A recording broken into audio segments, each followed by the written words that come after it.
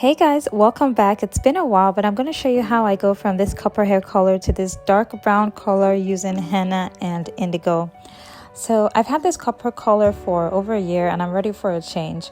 I decided to use henna because I've used it in the past and I like how my hair feels when I use it. I'll highlight some of the benefits later in this video. So for this hair color, I'm going to use Light Mountain Natural Color, the gray in dark brown. And this is what the pack looks like. I bought it from Amazon. I'm going to link all of the information in the description box. So there are two packets. This first step one is henna, and this other package is indigo. I think one of them or two of them also have cassia in it.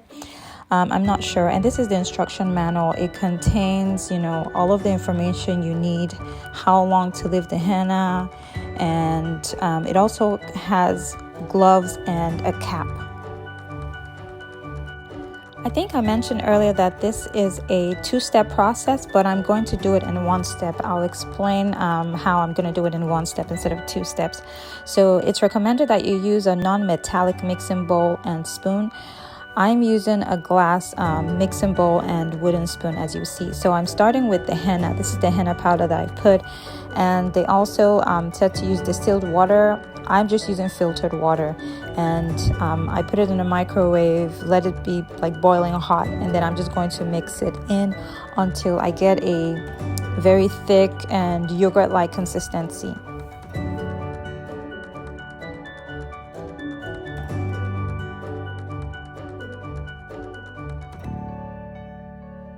Like I said, this is a two-step process. It's recommended to do it in two steps. So you apply the henna first, let the henna process, you wash it off, and then you apply the indigo.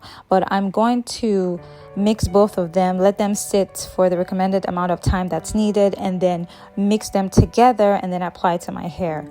It's supposed to work that way. I have heard and read that it is better to do it the two-step like it's recommended, but I'm just trying to do it a fast way. I don't have all that much time. So if you have time, just do it as it's recommended on there.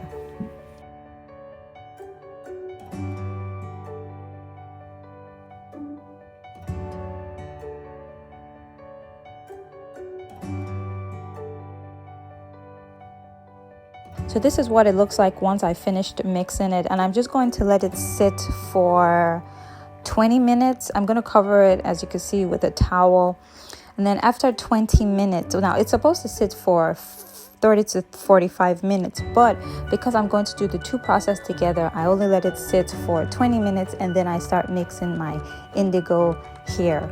So you just have to synchronize the time so that they're ready at the same time, and you can mix them both together once they've sat for the amount of recommended time for them to release their dye. So I'm going to do the same. I'm using filtered water, hot water, and I'm just going to mix until I get a good, thick, yogurt-like consistency. Once I finish mixing the indigo, I let it sit for 15 minutes. So once the 15 minutes is up, by that time, the henna that I mixed would have been sitting for about 45 minutes. So this is what they look like once they are ready.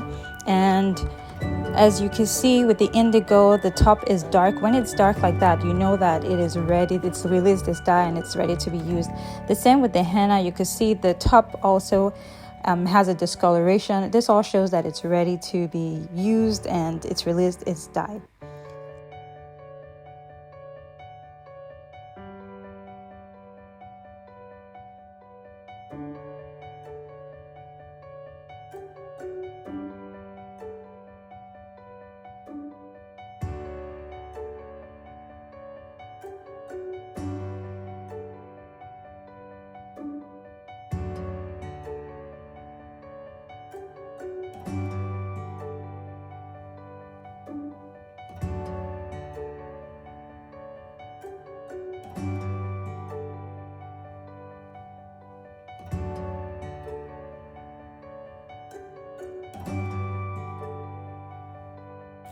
Okay, so now I'm ready to apply. This is the consistency after I've mixed both of them together, and I'm just going to get a dark towel.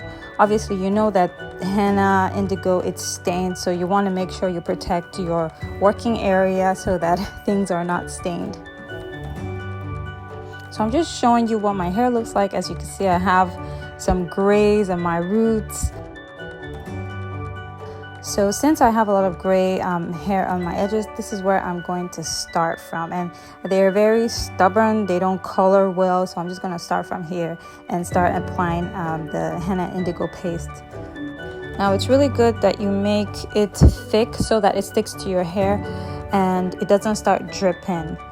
So I'm just going to show you guys a little bit of how I'm applying it. I start from the roots and then I will apply it to the remainder of my hair. It's really messy and I have carpet in this room, so I'm just going to show you a little bit of what I'm doing, and then I'm going to go off camera to the bathroom to finish up, and then I will be back once I've done half of my hair.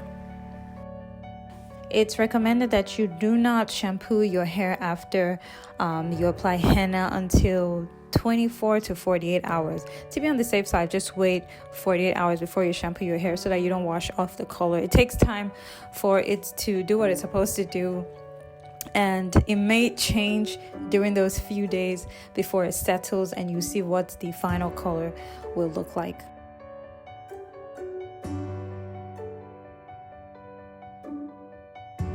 Okay, so this is what it looks like once I'm done with half of my hair. I was really heavy-handed and I realized that I used a lot of the product. So this is what my hair looks like when I've done the second half. And you can see the second half of my hair is not as saturated as the first half. It also affected the results, my overall results, as you will see later. You can also see one side is saturated and the other side not so saturated. So because of this, my results were not even. The color of my hair was not even. So I had to do the whole process again.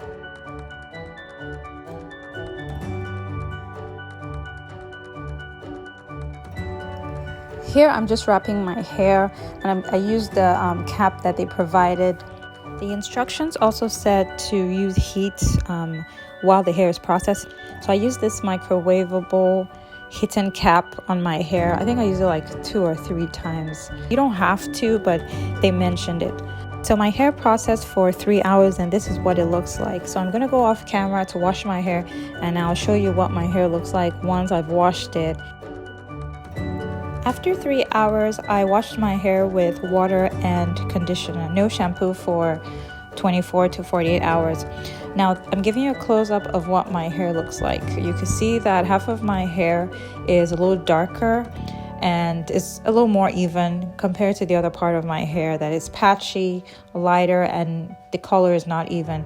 And this is because of what I referenced earlier, that one part of my hair, when I was applying, I was able to saturate it very well. And for this second part of my hair, I ran out of product, so it wasn't as saturated and I had to dilute it. So you can see it in the result. Because of this, I had to do the whole process over again. I did the process off camera and this is what it looks like. Now you can see here the color is more even. It looks better. It's given like this chocolate color. I absolutely love it.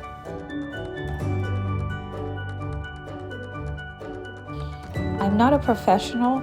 There's a lot of information about henna on the internet. I'm just sharing with you guys what I did and the results that I got. But if you do have any questions, feel free to ask me and I'll do my best to answer them. This is my outfit of the day.